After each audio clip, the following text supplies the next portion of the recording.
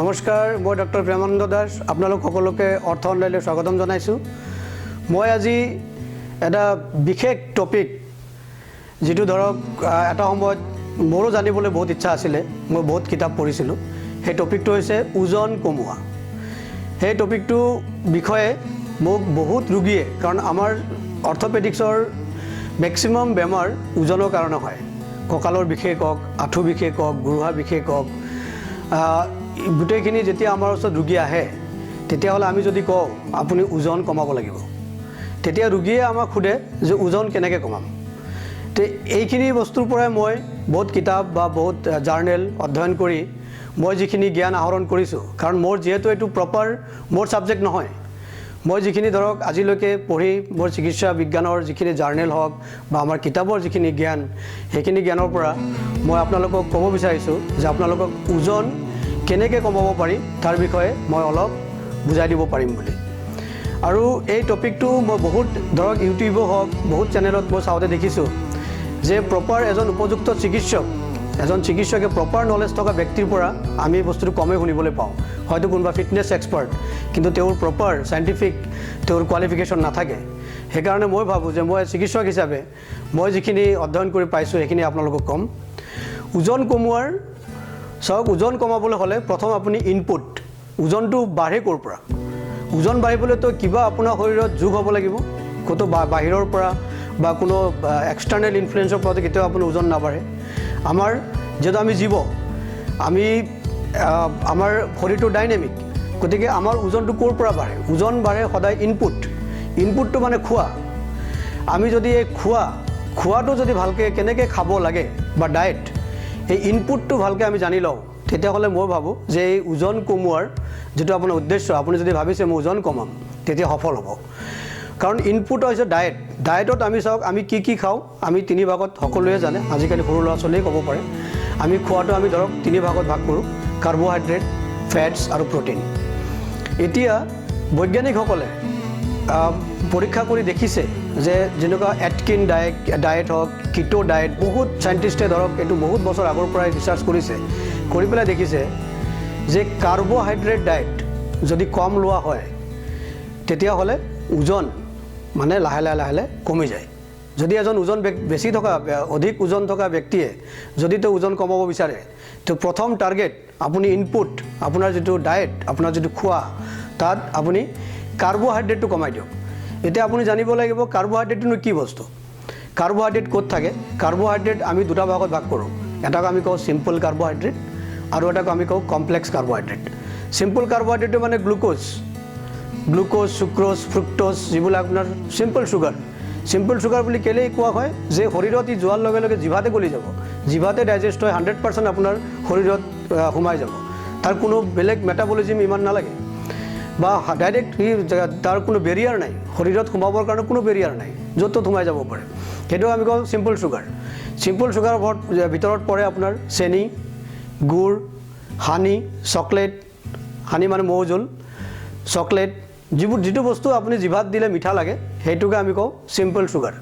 গতিকে carbohydrate stop কৰাৰ আগতে প্ৰথম আপুনি ষ্টপ কৰিব লাগিব চিম্পল চুগাৰ। যদি আপুনি ভাবিছে যে মই ওজন কমাব লাগে, তেতিয়াহ'লে একেবাৰে নিষিদ্ধ, চিম্পল চুগাৰ আপুনি ল'ব নোৱাৰিব। তাৰপিছত আহিলে কমপ্লেক্স চুগাৰৰ আমি কওঁ ৰুটছ এণ্ড টিউবাৰ্ছত পৰে আপোনাৰ মাটিৰ তলৰ শিপাজাতীয় বস্তু, আলু, মূলা, গাজৰ, যিবোৰ থাকে শিপাজাতীয় বস্তু, যিবোৰ ৰুটছ থাকে, যিবোৰ আলু হওক বা তেনেকুৱা ধৰণৰ ষ্টাৰ্চ জাতীয় বস্তু, সেইবিলাক হৈছে আপোনাৰ কমপ্লেক্স কাৰ্বহাইড্ৰেট। আৰু আমি খোৱা যিটো ভাততো আপোনাৰ কাৰ্বহাইড্ৰেটৰ পৰিমাণ, ৰাইচত যিটো থাকে কাৰ্বহাইড্ৰেটৰ পৰিমাণ বহুত বেছি। গতিকে এইখিনি বস্তু আপুনি কমাব লাগিব। প্ৰথমতে এভইড কৰিব লাগিব চিম্পল চুগাৰ আৰু কমপ্লেক্স কাৰ্বহাইড্ৰেটটো আপুনি কমাব লাগিব। আৰু এইখিনি কমালে বঢ়াব লাগিব ফেটছ, প্ৰ'টিনছ। এতিয়া ফেটছ আকৌ 2টা ভাগত আছে, চেচুৰেটেড বা আনচেচুৰেটেড ফেটছ। কিছুমান ফেট আমি কওঁ চৰ্বি, কিছুমান উপকাৰী, কিছুমান অপকাৰী। এতিয়া যদি আপুনি মোক সোধে যে উপকাৰী চৰ্বিটোনো কি, উপকাৰী চৰ্বি হৈছে কোকোনাট অইল, যিটো ধৰক দক্ষিণ ভাৰতৰ মানুহে খায়, কোকোনাট অইল, অলিভ অইল, এই যিবোৰ ভেজিটেবল অইল, এইবিলাকত আপোনাৰ আমি কওঁ উপকাৰী।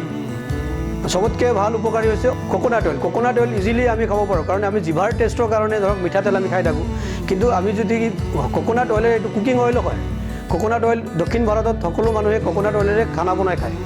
আমি যদি ওজন কমাব বিচৰা ব্যক্তিয়ে যদি এই কোকোনাট অইলটো তেওঁ কুকিং অইল হিচাপে ব্যৱহাৰ কৰে, তেতিয়াহ'লেও তেওঁৰ লাহে লাহে ওজন কমিব। আৰু তৃতীয়টো হৈছে আপোনাৰ প্ৰটিনটোৰো আপোনাৰ বহুত ক্লাছিফিকেশ্যন আছে, যিটো আমি কওঁ চিম্পল প্ৰটিন, যেনেকৈ এগ হোৱাইট, কণীৰ যিটো বগা অংশ সেইটো চিম্পল প্ৰটিন। আকৌ এনিমেল প্ৰটিনবিলাকো কমপ্লেক্স প্ৰটিন থাকে। এনিমেল প্ৰটিন আমি কওঁ এনিমেল প্ৰটিন যিমান পাৰে এভইড কৰিব লাগে, চিম্পল প্ৰটিনটো বঢ়াই দিব লাগে। চিম্পল প্ৰটিন ক'ত থাকে? চিম্পল প্ৰটিন থাকে আপোনাৰ চয়াবিন, গাখীৰ, কণী, তাৰপিছত আপোনাৰ মাছৰ যিটো ফ্লেছ, এই ফ্লেছটোত চিম্পল প্ৰটিন থাকে। এইখিনি খালে এইখিনিৰ পৰা আপোনাৰ যিটো প্ৰটিন আহৰণ কৰিব, সেই প্ৰটিনটো আমাৰ শৰীৰে ইউজ কৰিব পাৰে। তেতিয়া আপোনাৰ যদি ইউজ কৰে, তেতিয়াহ'লে ধৰক যিটো আমাৰ বডিৰ ৰিকুৱাৰমেণ্ট, বডিৰ যিটো ডেইলি কেলৰি ৰিকুৱাৰমেণ্ট, দুৰ্বল অনুভৱ বা ভোক, এই ভোকটো লাগিব নিদিয়ে। গতিকে আৰু এটা ষ্টাডি কৰি পাইছে যে এতিয়া চাওক, আমি যদি আপোনাক কওঁ যে আপুনি কম খাব, বাৰে খাব, এতিয়া কম খাব দিলেও কম খালে অলপ পিছত আকৌ ভোক লাগিব পাৰে। এতিয়া ভোক লগাটো কমাবলৈ আপুনি কি কৰিব লাগিব? ভোক লগাটো কমাবলৈ হ'লে এই প্ৰটিন আৰু ফেটছ ষ্টাডি কৰি দেখিছে যে প্ৰটিন আৰু ফেটছ বেছি খোৱা ব্যক্তিৰ তেওঁ ভোক লগাৰ যিটো ইণ্টাৰভেলটো বহুত দীঘল।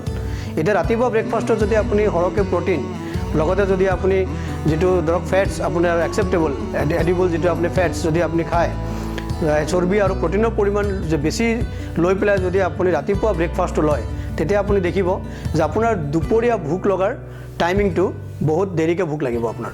আৰু যদি কাৰ্বহাইড্ৰেট খায়, কাৰ্বহাইড্ৰেটখিনি কি হয়? আমি কওঁ যে কাৰ্বহাইড্ৰেট যদি বেছিকৈ খোৱা হয়, কাৰ্বহাইড্ৰেট শৰীৰত যিখিনি সেইটো সময়ত দৰকাৰ সেইখিনি ইউটিলাইজ হ'ব, বাকী যিখিনি কাৰ্বহাইড্ৰেট থাকিব সেই কাৰ্বহাইড্ৰেটখিনি আপোনাৰ শৰীৰত জমা হ'ব। শৰীৰত কাৰ্বহাইড্ৰেট কেনেকৈ জমা হ'ব? কাৰ্বহাইড্ৰেটটো কাৰ্বহাইড্ৰেট হিচাপে আমাৰ জমা নহয়, কাৰ্বহাইড্ৰেটটো আপোনাৰ শৰীৰত ফেটছ হিচাপে জমা হ'ব, চৰ্বি হিচাপে জমা হ'ব। তেতিয়া ধৰক প্ৰথমতে ক'ত জমা হ'ব? প্ৰথমতে আমি কওঁ চেণ্ট্ৰেল অবেচিটি। প্ৰথমতে আমাৰ পেট বাঢ়িব, পেটৰ ভিতৰৰ যিটো অমেণ্টাম, যিটো পেটৰ চৰ্বি, সেই চৰ্বিটো বাঢ়িব। তাৰপিছত যেতিয়া পেটৰ চৰ্বি এইবিলাক বাঢ়ি শেষ হ'ব বা বাঢ়ি লাহে আপোনাৰ পেৰিফেৰি বাহিৰ ফালে বাঢ়িব, হাতত ভৰিত বা মাইকী মানুহৰ সমানে বাঢ়িব পাৰে। হাততো হাতৰ বা আমাৰ আপাৰ লিম, লোৱাৰ লিম বা পেটত সমানে মাইকী মানুহৰ চৰ্বি, কাৰণ ফেট ডিষ্ট্ৰিবিউশ্যনটো আমাৰ শৰীৰত মতা মানুহৰ আৰু মাইকী মানুহৰ বেলেগ। পুৰুষ মানুহৰ হয়তো ফেট ডিষ্ট্ৰিবিউশ্যনটো চেণ্ট্ৰেলি হ'ব পাৰে, আৰু এইটো কিছুমান জেনেটিকেলিও থাকে। কিছুমান মানুহৰ জেনেটিকেলি ক্লাছিফিকেশ্যন কৰিছে মানুহক। কিছুমান মানুহৰ এই চেণ্ট্ৰেল অবেচিটি হোৱাৰ চান্সটো বেছি থাকে, মানে পেট ওলোৱাৰ চান্সটো বেছি থাকে। কিছুমানৰ পেট ওলোৱা চান্সটো সিমান নাথাকে। তো সমানে ফেট ডিষ্ট্ৰিবিউশ্যনটো শৰীৰত ইভেনলি হয়, সকলো জেগাত হয়। গতিকে এই জেনেটিকটো আমি চেঞ্জ কৰিব নোৱাৰোঁ। যদি কোনোবা ব্যক্তিৰ এই চেণ্ট্ৰেল অবেচিটি হোৱাৰ জেনেটিকেলি তেওঁ প্ৰেডিছপ'জ, জেনেটিকেলি তেওঁ অলৰেডি ডিজাইন আছে, তেওঁ আৰু বেছি সতৰ্ক হ'ব লাগিব। কাৰণ এই যিসকল ব্যক্তিৰ আপোনাৰ চেণ্ট্ৰেল অবেচিটি হোৱাৰ চান্স থাকে, তেওঁলোকৰ লগতে ডায়েবেটিছ, অন্যান্য যিটো মেটাবলিক প্ৰব্লেম, সেইবোৰ হোৱাৰ চান্সটো বহু গুণে বেছি হয়। কাৰণ এজন ব্যক্তিৰ যদি এই ফেট ডিষ্ট্ৰিবিউশ্যনটো ইউনিফৰ্ম হয়, শৰীৰৰ সকলো জেগাত সমানে বিভক্ত হয়, তেখেতৰ যিটো মেটাবলিক প্ৰব্লেম, তেখেতৰ কলেষ্ট্ৰলৰ প্ৰব্লেম, ডায়েবেটিছ বা বেলেগ মেটাবলিক প্ৰব্লেম হোৱাৰ চান্সটো বহুত কম দেখা যায়। এতিয়া এইটো যে ডায়েট, খোৱাটো যদি আমি সাৱধানে যদি হিচাপ কৰি আমি খাওঁ, তেতিয়াহ'লে আপোনাৰ ওজন কমোৱাত বহুত সহায় কৰিব। দ্বিতীয় হৈছে এক্সাৰচাইজ, শাৰীৰিক ব্যায়াম। বহুত পেচেণ্টে কয় মই ছাৰ সদায় খোজকাঢ়োঁ, মই সদায় ৱাকিং কৰোঁ, সদায় মই জগিং কৰোঁ। যদি আপুনি ওজন কমাব বিচাৰিছে, তেতিয়াহ'লে ৱাকিং, জগিং এইখিনি এডিকুৱেট নহয়। সেইটো এনেকুৱা এটা এক্সাৰচাইজ হ'ব লাগিব, যিটো এক্সাৰচাইজ কৰাৰ পিছত আপুনি পৰিধান কৰা কাপোৰ চেপিলে যাতে এক গিলাচ ঘাম ওলায়, তেনেকুৱা ধৰণৰ শৰীৰ চৰ্চা, আপোনাৰ তেনেকুৱা ধৰণৰ এক্সাৰচাইজ হ'ব লাগিব। সেইটো কাৰণে আমি কওঁ ৰানিং কৰিব পাৰে, ৰানিং বা আপোনাৰ হাই ইণ্টেনচিটি ইণ্টাৰভেল এক্সাৰচাইজ। কিছুমান এক্সাৰচাইজ আছে যিবিলাকৰ হাই ইণ্টেনচিটি, সেইটো গোটেইখিনি মই এইটো ভিডিঅ'ত ক'ব নোৱাৰোঁ, হয়তো পাৰ্টকৈ মই পিছত আপোনালোকক ক'ম। এই হাই ইণ্টেনচিটি ইণ্টাৰভেল এক্সাৰচাইজ কিছুমান আছে, কিছুমান ধৰক ৱেইট লিফটিং এক্সাৰচাইজ আছে। সেইবিলাক কৰিলে বহুত কম সময়ত আমাৰ শৰীৰৰ ঘাম ওলায়, আমাৰ শৰীৰৰ ফেটছ বাৰ্ণ হয়, বহুত কেলৰি আনৱান্টেড ফেটছবিলাক তেতিয়া বাৰ্ণ হ'ব। গতিকে কোনোবা এজন ব্যক্তিয়ে যদি ভাবিছে যে মই সদায় খোজকাঢ়োঁ, সদায় আধা ঘণ্টা 1 ঘণ্টাকৈ খোজকাঢ়োঁ আৰু মই ওজন কমা নাই কেলে, এইটো ধৰক যদি লাক ভাল হয়তো ডায়েটটো ফ'ল' কৰিছে কমিব পাৰে, কিন্তু এইটো ওজন কমোৱাৰ চাইণ্টিফিকেলি যদি আপুনি চায়, চাইণ্টিফিকেলি এনালাইজ কৰে, এইটো অকল কাৰ্ডিয়াক এক্সাৰচাইজে হয়।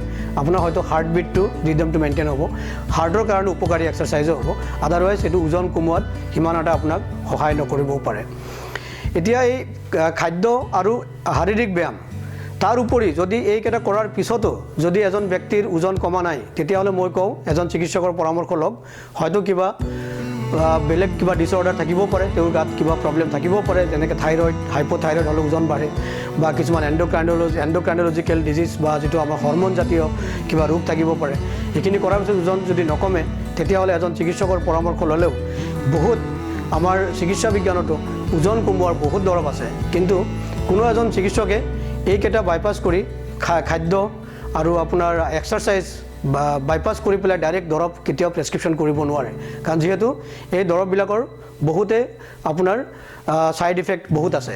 সেইটো কাৰণে আমি যুক্তি সহকাৰে যে এজন ব্যক্তি যদি আমি দেখিছোঁ যে তেওঁ ডায়েট পূৰা এডভাইচ মতে লৈ আছে, তেওঁ এক্সাৰচাইজ কৰি আছে, তথাপি তেওঁৰ ওজন কমা নাই, তেতিয়াহ'লে এজন এণ্ডক্ৰাইনলজিষ্ট, যিজন মানে হৰম'নৰ বিশেষজ্ঞ, তেওঁৰ লগত পৰামৰ্শ কৰি ওজন কমোৱাৰ আপুনি পৰামৰ্শ তেখেতৰ পৰা ল'ব পাৰে।